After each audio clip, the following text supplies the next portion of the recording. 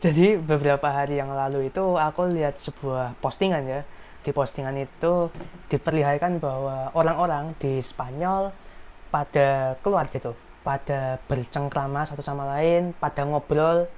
Ya orang-orang pada kumpul gitu lah, pada rame di taman gitu.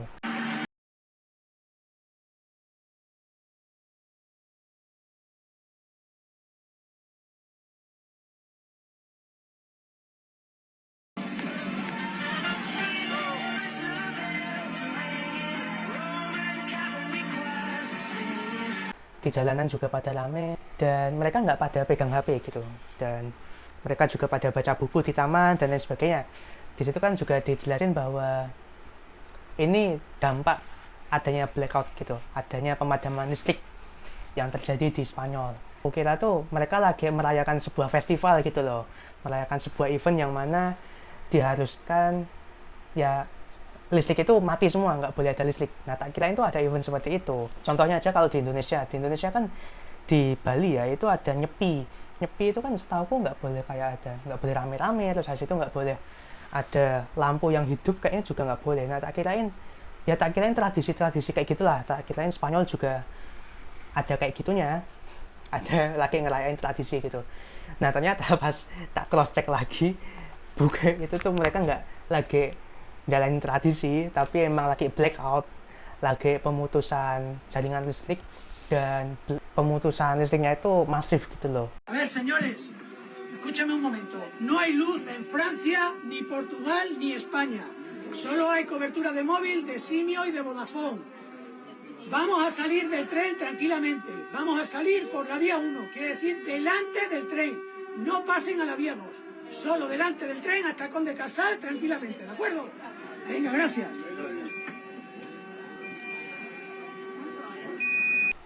Banyak banget yang terdampak, mulai dari Spain, terus habis itu Portugal, sampai Prancis. Dan itu jutaan orang ya yang ngerasain selama 10 jam, dimulai dari jam setengah 10 kalau nggak salah, setengah 10 sampai ya 10 jam lagi, 10 jam kemudian sampai jam 7 gitu. Dan itu di siang hari, jam 10 siang sampai malam hari itu blackout. Jadi mereka ya kayak zaman batu sih bisa dibilang.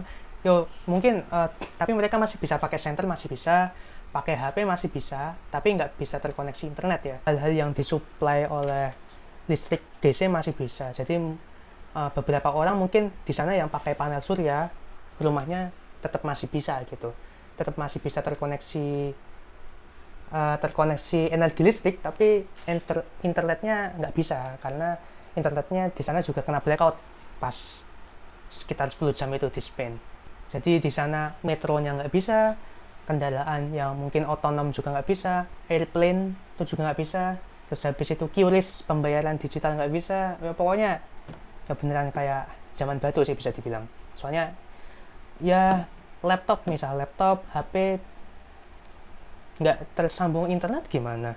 Ya mungkin bisa main POW, bisa main PVZ juga bisa. Hal ini juga yang bikin ternyata memakan korban jiwa, ya terutama di rumah sakit ya. Di rumah sakit itu karena terdampak blackout juga, pemadaman listrik yang tiba-tiba itu bikin 5 orang itu mati, dan beberapa diantaranya itu mati karena supply oksigennya itu tiba-tiba keputus dan gensetnya telat gitu, telat penanganannya yang bikin ya udah mati gitu.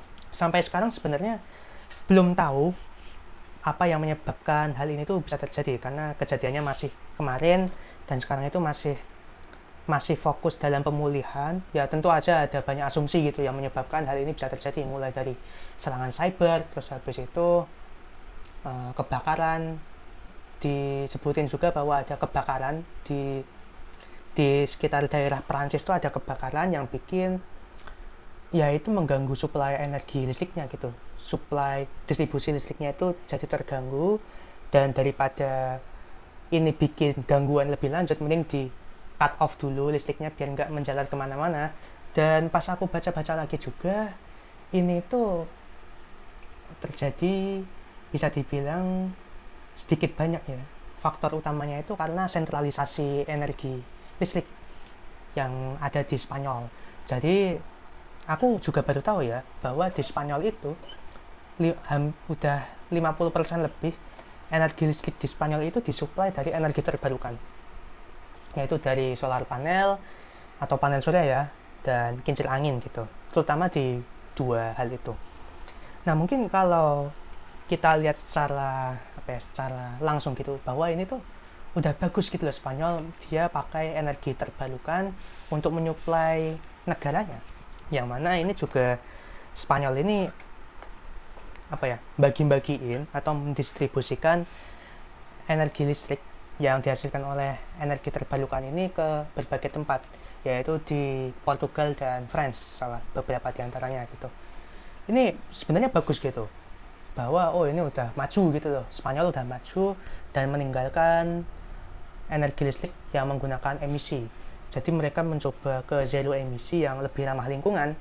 Tapi ternyata karena adanya hal ini dari pihak Spain-nya juga, bahwa mereka mengimplementasi energi terbarukan ini tidak diimbangi dengan proteksi yang mumpuni, yang mengakibatkan ya blackout kayak gini. Jadi karena ini sentralisasi di Spain ya, sentralisasi energi listrik di Spain, jadi pas Spain ini kena dampak, kena gangguan gitu ya, gangguan ini bakal jalar ke banyak tempat. Selanjutnya akan tanya AI gimana dia menanggapi hal ini. Kamu tahu nggak sih sekarang itu lagi ada fenomena blackout yang menimpa Spanyol, France gitu, sama Portugal. Jadi ada blackout besar-besaran di sana. Kamu tahu nggak mengenai news ini? Pada 28 April 2025, terjadi pemadaman listrik besar di Spanyol, Portugal, dan sebagian Prancis. Pemadaman ini mengganggu transportasi, termasuk kereta bandara, serta menyebabkan kerugian ekonomi yang diperkirakan antara 2,5 hingga 5 miliar dolar AS. Penyebab pasti pemadaman ini masih dalam penyelidikan, namun beberapa ahli menyebutkan bahwa ketergantungan yang tinggi pada sumber energi terbarukan, seperti tenaga surya dan angin, dapat membuat sistem lebih rentan terhadap gangguan mendadak. Oh, berarti ya salah satu diantaranya sistem proteksi dari energi terbarukan ini yang emang belum sebagus itu ya untuk menghadapi gangguan eksternal. Sistem energi terbarukan kayak tenaga surya dan angin itu kan sangat tergantung sama kondisi alam, jadi kadang outputnya bisa fluktuatif. Kalau proteksi dan penyeimbang dayanya belum kuat, pas ada gangguan kecil aja bisa merembet jadi gangguan besar kayak blackout. Menurut kamu, sistem idealnya harus kayak gimana supaya bisa lebih tahan gangguan? Sebenarnya bisa pakai kapasitor, sebenarnya bisa nggak sih? Harusnya kan bisa ya. Kapasitor itu kan kerjanya itu kayak ya pas ada tegangan yang nggak stabil, itu kapasitor bisa menstabilkan tegangan yang mungkin hilang gitu, yang fluktuatif bisa dibilang. Itu kapasitor bisa bekerja sih, tapi karena tegangannya terlalu gede, ya kapasitornya juga harus gede banget. Soalnya kan itu kalau aku baca itu tiba-tiba itu blackoutnya itu hilang 15 gigawatt. Nah itu kan gede banget ya. Masa ada kapasitor yang bisa ngesuplai sebesar itu dayanya. Nah, kamu udah masuk ke pemikiran yang bagus banget. Memang benar, kapasitor itu bisa bantu menstabilkan tegangan jangka pendek, semacam jadi penyangga kalau ada lonjakan atau penurunan tiba-tiba. Tapi, kayak kamu bilang, buat skala besar banget kayak hilang 15 gigawatt itu, kapasitor biasa udah nggak cukup lagi. Makanya di sistem kelistrikan besar, biasanya dipakai teknologi seperti synchronous condensers, flywheel energy storage, atau sistem battery energy storage system yang super besar. Tujuannya ya biar bisa bantu jaga kestabilan frekuensi dan tegangan saat ada gangguan besar. Kalau sistem penyimpanan energi itu bukannya kayak ini ya? Ya, jadi misal aku ambil contohnya panel surya ya. Dari panel surya itu dihubungin ke baterai dulu. Terus dari itu dari baterai bisa ke beban. Nah, ke bebannya itu ya distribusi listriknya gitu, bisa nyalain lampu, nyalain rumah, dan lain sebagainya. Jadi kalau misal listriknya nggak konstan, ya nggak masalah gitu, karena outputnya kan dari baterai, bukan dari panel suryanya. Gitu sih. Iya, kamu nangkapnya udah pas banget. Sistem kayak gitu, memang prinsip dasarnya kayak penampung dulu di baterai. Jadi walaupun energi dari panas surya naik turun karena cuaca atau waktu, output yang ke beban tetap stabil karena disuplai dari baterai yang udah nyimpen sebelumnya. Itulah kenapa BESS, Battery Energy Storage System, jadi krusial buat sistem energi terbarukan. Bukan cuma buat nyimpen, tapi juga bantu jaga kestabilan sistem secara keseluruhan. Terutama pas ada gangguan kayak pemutusan jaringan atau lonjakan konsumsi mendadak. Blackoutnya itu gara-gara Spanyol itu kehilangan 15 gigawatt. selama 5 detik. Jadi 1 detik itu 3 gigawatt hilang gitu aja. Mereka mungkin udah punya baterainya untuk mengantisipasi tegangan loss seperti itu, hilangnya tegangan seperti itu, tapi karena hilangnya kegedean jadi ya udah blackout gitu loh. Walaupun udah diminimalisir tapi tetap kena blackout gitu mungkin ya. Soalnya kalau 15 gigawatt disimpan di baterai sih gede banget. Menurutmu segede apa itu kalau misal ada baterai yang bisa nyimpen daya sebesar 15 gigawatt itu segede apa? Wah, kamu mikirnya udah detail banget. Keren. Jadi gini, kehilangan 15 gigawatt dalam 5 detik itu memang luar biasa besar. Buat gambaran, itu setara sama matinya 15 juta pemanas air listrik berdaya 1000 watt dalam waktu bersamaan. Dan benar, meskipun udah ada baterai besar, kalau gangguannya segede itu dan terjadi tiba-tiba, sistem tetap bisa kolaps. Sekarang soal ukuran baterai buat nyimpen daya segitu. Kita pakai analogi ya. Misalnya baterai Tesla Megapack, satu unitnya bisa nyimpen sekitar 3 megawatt jam. Nah, untuk nyimpen 15 gigawatt jam, kamu butuh sekitar 5000 megapack. Ya, itu bisa butuh area seluas beberapa lapangan bola sepak, mungkin sekitar 20-30 lapangan, tergantung penataan dan infrastruktur pendukung. Dan iya, harganya pasti gila-gilaan mahal, bisa miliaran dolar. Jadi, meskipun teknologi baterai sudah hebat, untuk backup daya segede itu dalam waktu sangat singkat, kita masih perlu kombinasi teknologi lain juga, kayak turbin gas cadangan, sistem flywheel, atau grid interkoneksi kuat. Menurutmu, kalau kejadian kayak gini makin sering, dunia bakal makin ngebut nggak ya? Invest di energi cadangan kayak gitu. Menurutku sih mau ngebut atau enggak, yang pasti renewable energy itu harus dilakukan sih risetnya karena ya mau nggak mau, misal kayak apa cadangan minyak gitu atau energi fosil batu bara, yang mana sekarang itu emisinya ya tinggi banget gitu. Dan sekarang kan mayoritas masihnya pakai itu ya buat ngesuplai energi listrik. Itu kan pasti bakal habis ya kalau misal kita nggak mikirin langkah ke depannya. Ya mau cepat ataupun lambat hal itu pasti akan datang, dimana gas-gas dan lain sebagainya itu bakal habis dan kita nggak punya opsi lain selain memanfaatkan sinar matahari dan angin untuk menjadikan sumber energi terbaru kita. Misalnya matahari deh, matahari kan nggak mungkin hilang ya kecuali pas kiamat gitu. Dan ya itu menjadi salah satu teknologi yang bisa mengatasi krisis energi di masa depan sih. Jadi menurutku ya mau nggak mau harus invest di sana dan kedepannya mungkin bakal ada inovasi-inovasi terbaru terkait efisiensi mungkin ya, terus terkait baterai gitu juga, inovasi baterai yang mungkin cuman setengah lapangan bola itu bisa nyimpan 1 gigawatt gitu mungkin ya, atau mungkin udah 15 gigawatt gitu. Nah itu menurutku mungkin ada inovasi-inovasi ke depannya yang seperti itu sih, mau nggak mau emang harus dilalui kayak gitu. Setuju banget sih sama cara pandangmu, logis dan visioner. Emang bener, mau cepat atau lambat, dunia tuh udah di persimpangan. Energi fosil makin lama makin menipis dan polusinya udah jelas nyata. Jadi riset dan investasi ke renewable energy dan penyimpanannya tuh bukan pilihan lagi, tapi kebutuhan. Matahari emang bisa jadi sumber abadi, dan kalau kita bisa manfaatin secara maksimal, termasuk dengan inovasi baterai yang makin efisien, hemat ruang, dan murah, itu bisa jadi game changer banget. Dan ya, mimpi kayak satu lapangan bola bisa nyimpen 15 gigawatt, sekarang kelihatannya mustahil 5 atau 10 tahun lagi bisa juga kenyataan.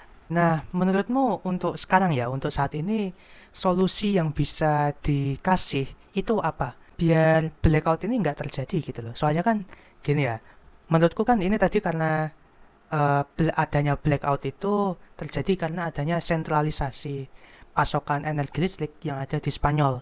Nah, saat misal Spanyol ini kena distraksi, yang mana proteksinya itu belum mumpuni ya, di renewable energy proteksinya belum begitu bagus, jadi saat kena distraksi Spanyolnya ini bakal ngerembet kemana-mana, yang bikin blackout terjadi secara masif pada Senin lalu gitu. Nah, menurutmu solusi jangka pendek lah, kalau misal tadi solusi jangka panjangnya kan riset mengenai ya baterai dan lain dan teknologi dan lain sebagainya lah, itu mungkin 5 tahun 10 tahun kemudian atau mungkin 20 tahun kemudian baru terrealisasikan gitu. Nah kalau misal solusi jangka pendek gimana? Kamu benar banget. Salah satu masalah besar di sistem kelistrikan modern adalah sentralisasi dan ketergantungan tinggi pada satu sumber energi atau satu lokasi. Kalau sumber daya di pusat tersebut terganggu, efeknya bisa menyebar ke seluruh sistem dan menyebabkan gangguan besar seperti blackout. Untuk solusi jangka pendek, ada beberapa langkah yang bisa diambil, antara lain. 1. Desentralisasi sumber energi. Mengurangi ketergantungan pada satu titik utama dengan membangun lebih banyak sumber energi terbarukan lokal. Misalnya panel surya di atap rumah, turbin angin skala kecil, atau pembangkit energi terbarukan lainnya. Dengan cara ini, kalau satu daerah terdampak gangguan, daerah lain bisa tetap berjalan dan membantu menstabilkan pasokan. 2. Meningkatkan sistem proteksi dan backup. Seperti yang kamu sebutkan, proteksi di sistem energi terbarukan memang masih perlu diperkuat. Untuk itu, smart grids bisa jadi solusi cepat. Sistem ini menggunakan teknologi digital untuk memantau dan mengontrol distribusi energi secara lebih efektif. Bahkan bisa melakukan otomatisasi pemulihan pasokan jika ada gangguan. 3. Grid interconnection. Menghubungkan sistem kelistrikan antar negara atau antar wilayah dengan grid interkoneksi. Jadi, jika terjadi gangguan di Spanyol misalnya, energi bisa langsung disuplai dari negara tetangga seperti Prancis atau Portugal. Hal ini akan meningkatkan stabilitas pasokan energi. 4. Sistem penyimpanan energi yang lebih cepat dan efisien. Selain baterai besar, bisa juga menggunakan flywheels, roda berputar, yang bisa menyimpan energi dalam bentuk kinetik dan melepaskannya sangat cepat saat ada gangguan. 5. Penyesuaian peraturan dan insentif. Pemerintah dan lembaga terkait bisa menyediakan insentif bagi perusahaan atau individu untuk berinvestasi pada teknologi yang meningkatkan kestabilan sistem energi, seperti baterai rumah, solar panel, dan backup power systems. Penerapan solusi-solusi ini mungkin nggak instan, tapi jika dilakukan secara simultan, bisa meminimalisir risiko blackout besar yang berdampak luas. Jadi, kalau kamu bayangin, dalam 5-10 tahun ke depan, kita mungkin akan lihat sistem energi yang lebih fleksibel dan terdistribusi dengan penyimpanan energi yang lebih canggih. Tapi untuk saat ini, solusi jangka pendek semacam ini bisa menjadi langkah awal yang penting. Apa menurutmu solusi-solusi ini sudah cukup untuk menghindari masalah yang sama di masa depan? Ya, menurutku sih udah cukup ya. Ya, mungkin belum cukup juga. Soalnya ya cuman waktu yang bisa ngejawab hal itu. Soalnya riset itu kan sangat ini ya. Ya, ngomongnya aja riset, tapi itu kan kompleks gitu. Riset di berbagai macam variabel, mulai dari penyimpanan, mulai dari efisiensi, dan mulai dari ya mungkin memprediksi faktor eksternalnya kayak cuacanya gitu. Misal kayak kapan terjadi badai, kapan terjadi mendung, dan lain sebagainya gitu. Itu kan juga termasuk dari riset. Jadi ya gitu deh. Betul banget, riset itu memang rumit dan butuh waktu. Apalagi kalau melibat banyak variabel yang sulit diprediksi, seperti cuaca dan faktor eksternal lainnya. Tapi kamu udah nangkep dengan sangat baik bahwa segala hal butuh proses. Semakin banyak riset yang dilakukan, semakin dekat kita dengan solusi yang lebih efisien dan handal di masa depan. Senang bisa ngobrol dan brainstorming bareng kamu.